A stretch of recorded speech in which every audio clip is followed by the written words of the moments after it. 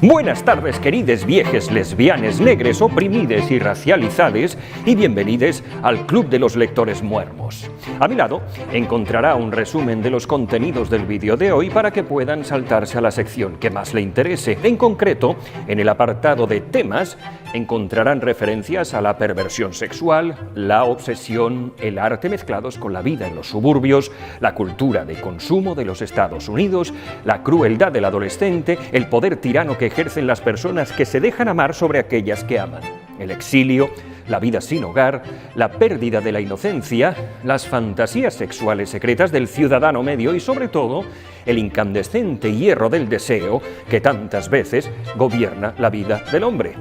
También voy a dibujar una enorme y jugosa polla en la pared en algún momento de esta disertación con este bote de pintura.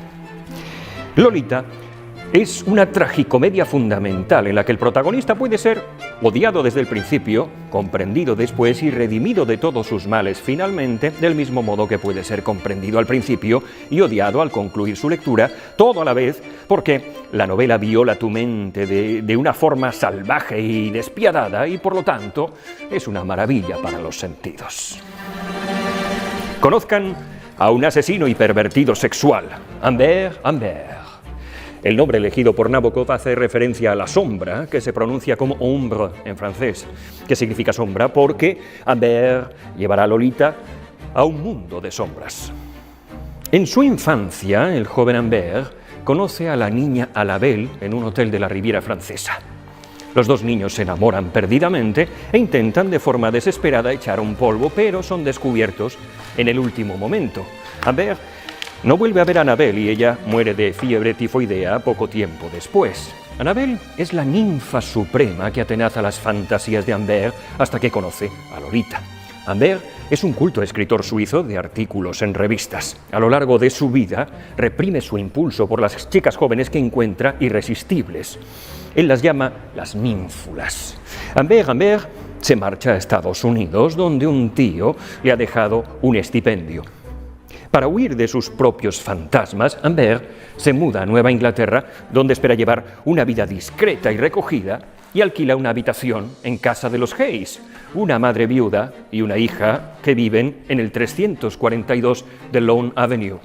El nombre tiene gracia, la avenida del césped, por esa obsesión que tienen los estadounidenses de clase media por tener el césped inmaculado. Cuando llega a esa casa, está decidido a no aceptar la oferta porque le parece un horror de los suburbios, cuando de repente, en el jardín, ve a la hija de Charlotte, Dolores, tomando el sol. Se enamora perdida e instantáneamente de ella, sintiendo que esa ninfula de 12 años es la reencarnación de Annabel, su amor de la infancia. Humbert comienza a llevar un diario secreto. Escribe sobre Lolita, detallando sus fantasías y planes para poseerla. El primer verano que pasa en casa de Lone Avenue, Charlotte lleva a Lolita a un campamento de verano y antes de irse Lolita sube corriendo escaleras arriba para besarlo. Esto lo deja desconcertado. Una vez que madre e hija se han ido, la doncella, Louise, le trae una nota a Humbert. Es una carta de amor de Charlotte, rogándole que se case con ella.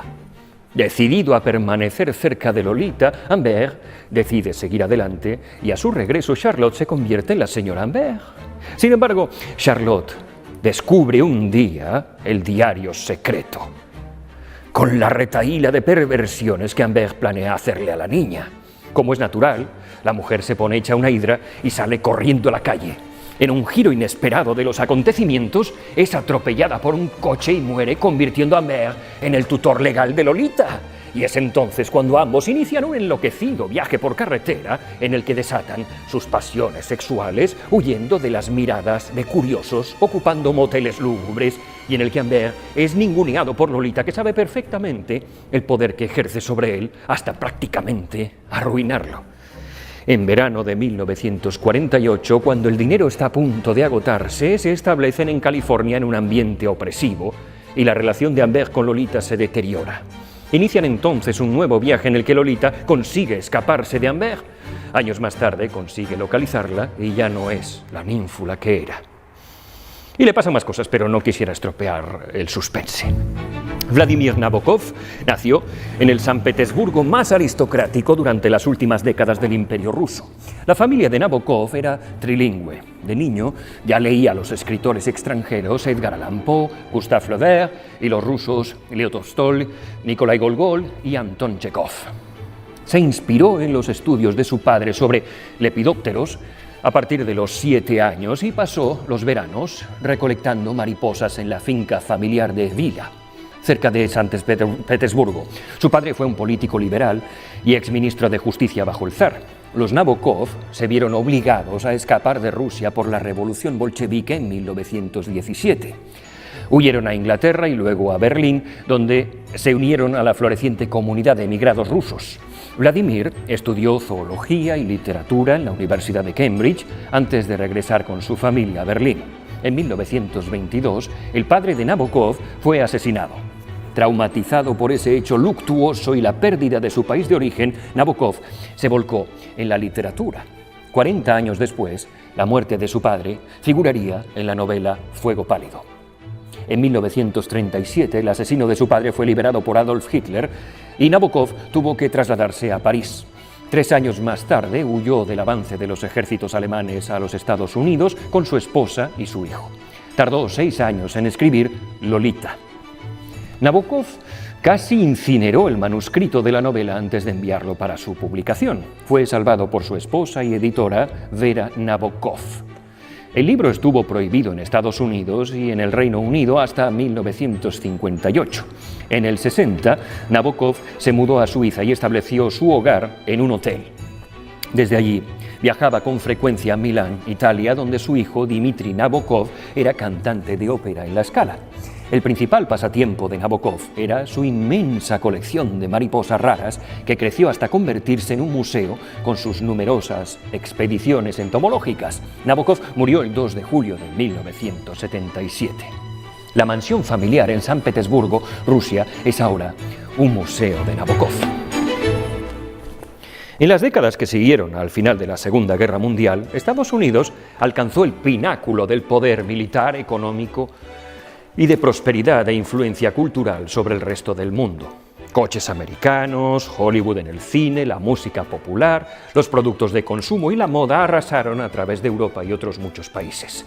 El país estaba suburbanizándose rápidamente y la clase media se hinchaba por la economía en auge y aspiraba a nuevos ideales de ocio y a una vida doméstica apacible, llena de deudas con el banco, en la que todo era progreso.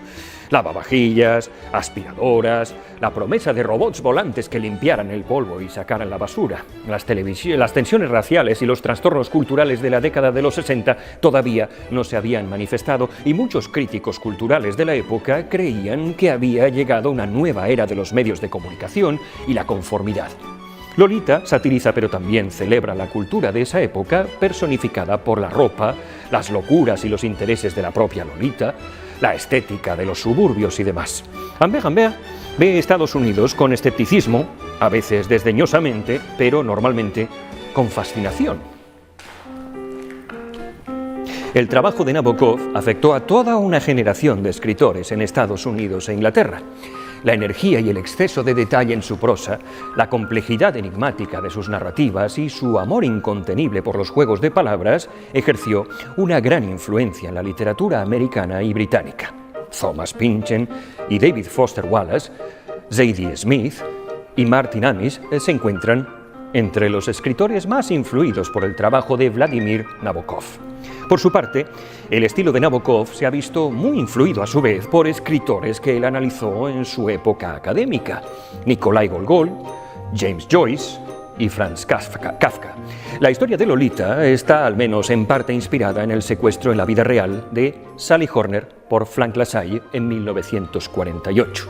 El libro ha dado para 2 películas, una dirigida por Stanley Kubrick, de la que el mismo Nabokov escribió el guión, y otra más reciente de Adrian Lyne, autor de obras como Atracción Fatal, Flashdance, 9 semanas y media o Una proposición indecente. La mayoría de las personas no llegaremos jamás a vivir una obsesión. Una de esas obsesiones profundas, jugosas, rotundas, ineludibles, esas obsesiones que son capaces de tomar el control de nuestras vidas y convertirnos en peleles a su merced. Las obsesiones más obsesivas, valga el término, están a disposición solo de unos pocos. Normalmente, los artistas. Por eso, esta capa temática de la novela es especialmente desconcertante para mediocres como nosotros, que jamás llegaremos a entender el arte, el proceso de creación de una obra realmente buena, y en consecuencia, siempre veremos con desdén y con escepticismo las obsesiones humanas que interpretamos casi siempre como debilidades. Es imposible ser un buen artista sin disfrutar de una dosis importante de locura. Por eso, los artistas suelen ser outsiders. Están fuera de la sociedad, de sus normas, de sus convenciones, porque son personas que están centradas en su obsesión. Son personas que se cortan la oreja, que se encierran un año entero en profunda soledad para componer una sinfonía, gente que trabaja incansablemente boca abajo hasta desfallecer para pintar el techo de una catedral. Son personas que olvidan comer, dormir, vivir, que retocan un boceto 1, 2, 3 mil veces porque sus manos se niegan a dibujar aquello que su cerebro quiere. Son gente que se destroza los dedos hasta la sangre para dominar un instrumento, cuyos ojos se marchitan, sus pieles se resecan, sus extremidades se llenan de llagas, y todo por alcanzar una perfección inalcanzable que muchas veces solo entienden ellos. Los artistas conocen bien sus tendencias obsesivas. Estás absorto en tu trabajo hasta el punto de abandonar todo lo demás. Y puede que estés haciendo una obra grandiosa, pero hay un precio psicológico personal que estás pagando por hacerla. La mayoría de nosotros niega ese costo, que está inevitablemente detrás de cada buena película, cada buen cuadro, de cada hermosa escultura, detrás de cada novela que consigue hacernos vibrar.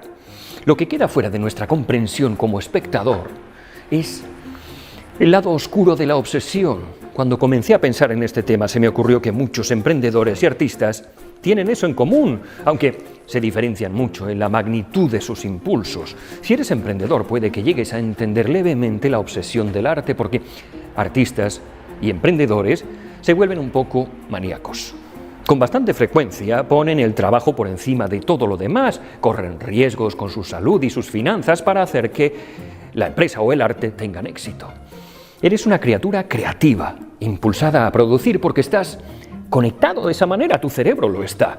Estás lo suficientemente loco como para perseguir obsesiones con determinación, pero no tan loco como para ser clínicamente maníaco.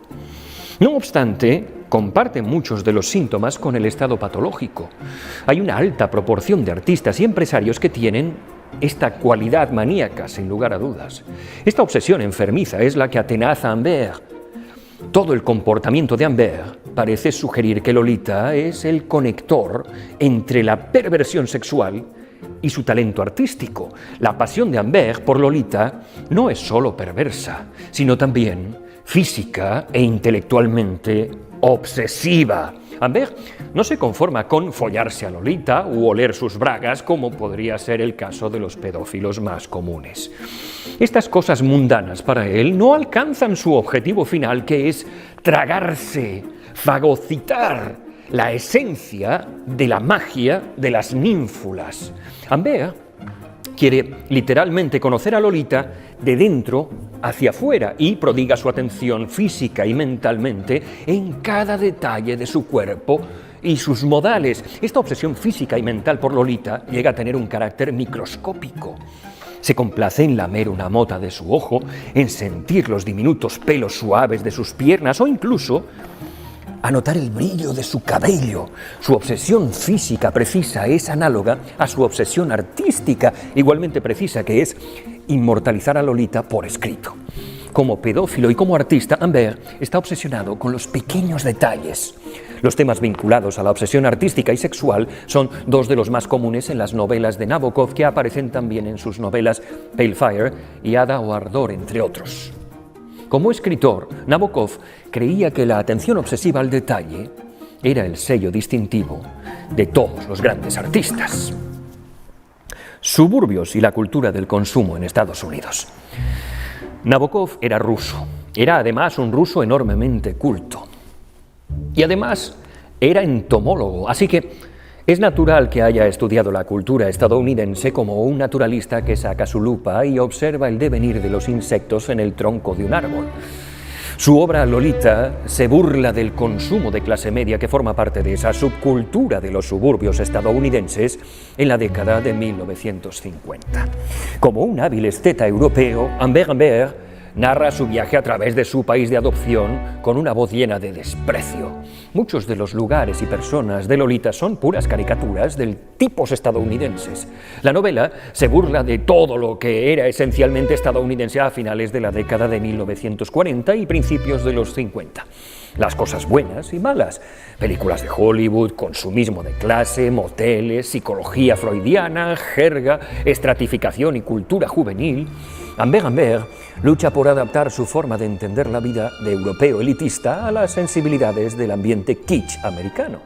Mucho del humor de la novela proviene de momentos en los que el intelectual Humbert debe soportar el kitsch americano por el bien de Lolita, que no deja de ser una niñata con poca cultura. Esta sátira es particularmente evidente en el matrimonio de Humbert con Charlotte, la madre de Lolita. Le disgusta su clase media pretenciosa, ese creerse la gran mierda pero no llegar a pedo, especialmente su patético gusto por el arte y ese deseo irrefrenable de irse de crucero, pero le sigue el juego para permanecer cerca de Lolita. Aunque Humbert se burla de Estados Unidos, uno podría decir que la novela a su vez se burla de él. Es un caricaturizado miembro de la decadente élite literaria europea, una rara avis, una especie en peligro de extinción, y su indignación es tan escandalosa que lo convierte en un objeto tan ridículo como la vida estadounidense que él mismo pretende juzgar. Relaciones instrumentales. La única relación que tiene Humbert con las personas es instrumental. Y ojo, esto es algo común en casi todos los enfermos mentales. Las personas le sirven para saciar sus necesidades. Charlotte, la madre, es un instrumento para llegar a su hija, pero con Lolita, a quien en principio pretende convertir en su objeto de disfrute, tiene una dificultad inesperada: que ella es una hija de puta acaparadora. Como la mayoría de los adolescentes, Lolita disfruta de la manipulación, el engaño y acaparar poder. Este es un tema muy interesante porque hay personas que viven toda su vida en una relación de abastecimiento con los demás, bien sea porque se sienten bien abasteciendo, bien sea porque se sienten bien siendo abastecidos. Esto se relaciona con esa descompensación que suelen tener las relaciones patológicas en las que una persona ama y la otra se deja amar. Entiéndame, en mayor o menor medida, siempre hay un amante y otro amado, pero en las relaciones patológicas este vínculo se magnifica bajo el espejo cóncavo de la obsesión. Las relaciones de abastecimiento, de dominación financiera o de sumisión no dejan de ser modalidades de esa disciplina tan vasta que es el bondage sadomasoquismo, basada en el disfrute del dolor y la humillación. La mayoría de nosotros podemos entender perfectamente por qué una persona puede sentirse cómoda siendo abastecida. Al fin y al cabo, se trata de sentarse y esperar que le caigan los bienes. Maravilloso en principio. Sin embargo, nos resulta más complicado ponernos en la piel de aquel que disfruta siendo abastecedor. ¿Qué coño puede llevar a una persona a centrar su obsesión sexual en cumplir los caprichos de otra? Un patrón normal de este tipo de personas es que tienen unas importantes autoexigencias de control en su vida normal. En sus relaciones íntimas obtienen placer basado en la pérdida de este control y en ponerlo en manos de alguien que te está infligiendo daño. Posiblemente el personaje de Humbert resulte tan creíble porque su propia personalidad es muy exigente consigo mismo, pero al enfrentarse a Lolita pierde ese control de forma irrevocable. Por eso disfrutamos tanto de la relación entre Humbert y Lolita cuando él pierde los papeles y ella toma el control. Por el mismo motivo por el que en un documental de naturaleza disfrutamos cuando el león es humillado por mamá búfala. Mujeres, inocencia y fantasías masculinas. Hubo un libro que influyó muchísimo en mi adolescencia y que me descubrió una disciplina científica fascinante: la etología. Hablo de El mono desnudo, de Desmond Morris. Desde que lo leí con 14 años he visto conductas animales subyacentes en todas las actividades humanas. Uno de los temas que más controversia, polémica e incomprensión ha causado a lo largo de la historia de la sociedad es la disparidad de comportamiento sexual entre el hombre y la mujer. La base de la incomprensión entre sexos en este aspecto tan fundamental de lo que somos podría tener una explicación meramente etológica. Verán, el objetivo primordial de los seres vivos es reproducirse. Este objetivo es tan poderoso que mantiene ocupados, alerta y motivados a la práctica totalidad de cualquier ser vivo de este planeta desde que sus gónadas están maduras hasta la muerte. El hombre es una máquina de follar. En el caso de los hombres, en una situación hipotética e ideal, si tú proporcionas a un hombre el acceso carnal a una hembra fecunda distinta 3 veces al día durante 60 años, a lo largo de todo su ciclo reproductivo habrá engendrado aproximadamente a 65.000 hijos. Sin embargo, tenemos que remontarnos a la señora Vasilev, la mujer rusa más fecunda del mundo, para ver que ésta tuvo únicamente 69 hijos en 27 partos a finales del siglo XIX. El objetivo del hombre es expandir su simiente todo lo que le sea posible, donde pueda. Y el de la mujer, ser selectiva para asegurarse de que las pocas oportunidades que tiene de emplear su material genético sean con el mejor espécimen posible. Recuerden, el hombre tiene 1000 veces más oportunidades de procrear que la mujer. En definitiva, el hombre quiere reproducirse mucho, la mujer quiere reproducirse bien. Si es que además es todo como muy visual y muy contundente. Un solo empujón masculino produce entre 40 millones y 1.800 millones de espermatozoides que se pelean en encarnizada batalla por llegar a un único óvulo. El hombre está listo para continuar esparciendo su simiente poco después de soltar el grumo. La mujer solo tiene una oportunidad al mes. ¿Alguien es incapaz de ver lo desequilibrada que está la balanza? ¿Entienden ahora por qué las mujeres creen que los hombres estamos obsesionados con el sexo y por qué los hombres creen que las mujeres son unas estrechas? La sexualidad del hombre es, por lo tanto, explosiva, la de la mujer, necesariamente conservadora. No hay más que ver el diseño de la picha para comprender que la naturaleza ha creado una máquina de bombear diseñada para enterrar material genético y retirar el material que los otros hayan dejado antes que él. Miren la forma, es un desatascador. La pederastia, como la mayoría de las perversiones sexuales, tiene una base biológica clara y una explicación bastante desapasionada. Y también, como la mayoría de las perversiones, se basa en una exageración hasta el paroxismo de una tendencia biológica tan natural como querer respirar. Nuestra mente es tan compleja que una sola explicación no basta para dar cuenta de todas sus complejidades, pero esta sería una aproximación etológica bastante completa. Además, sirve para animar la sección de comentarios en la que el listo que todo lo sabe nos va a dar una explicación que es infinitamente más válida que la mía. Vamos allá. El cerebro humano es una máquina de procesar igual que un ordenador que además graba las cosas empleando para ello ceros y unos.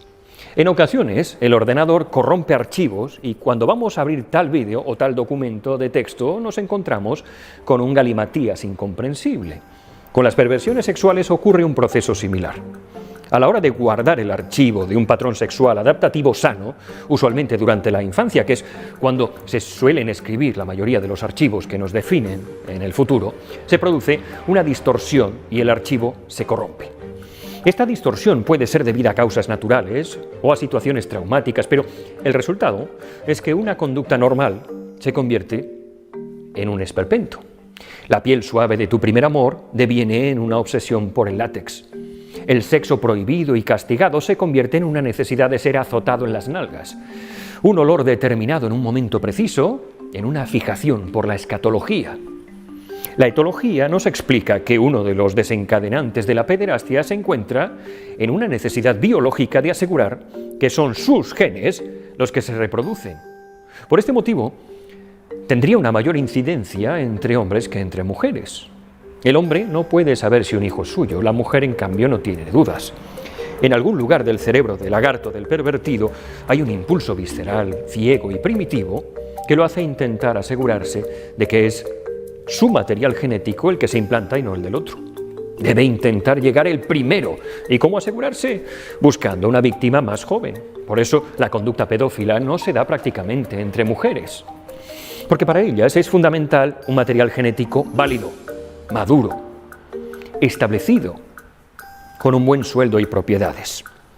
De esto mismo se lucra esta sociedad crepuscular que ha parido una nueva generación de niñas que abandonan el mundo infantil demasiado pronto, que muestran su sexualidad en TikTok con una naturalidad abrumadora para mercantilizarlas, mientras las cifras de abuso sexual a niñas aumentan, mientras el embarazo adolescente crece. Esa juventud contemporánea, irreal y enloquecida, sigue sembrando el mundo de lolitas para engrosar la bolsa de unos pocos. Vivimos en un mundo de mierda, ¿verdad? Exilio y carretera. Lolita es en muchos sentidos una novela sobre el exilio, sobre personajes que han perdido sus hogares. Es importante notar que no hay un hogar real en Lolita. Cada lugar donde Humbert y su ninfa viven es meramente un lugar donde vivir. La vida de Humbert comienza en un hotel y termina en una prisión. En medio vive en pensiones, alquila apartamentos y moteles, cientos de ellos. Todavía más es un exiliado de su hogar cultural, un europeo desconcertado en América. Lolita tampoco tiene hogar. En su casa, en Nueva Inglaterra, ella es una recién llegada que ha perdido a su padre y su ciudad natal. Con Humbert se convierte en una huérfana secuestrada sin posibilidad de echar raíces y vivir una vida normal. Lolita no es solo una historia del exilio, es una narrativa de carretera, una historia de aventuras en coche que se extiende a lo largo y ancho de Estados Unidos. Los temas del exilio y el camino son parte de lo que hace de Lolita una fuerte contendiente por el título de la gran novela estadounidense.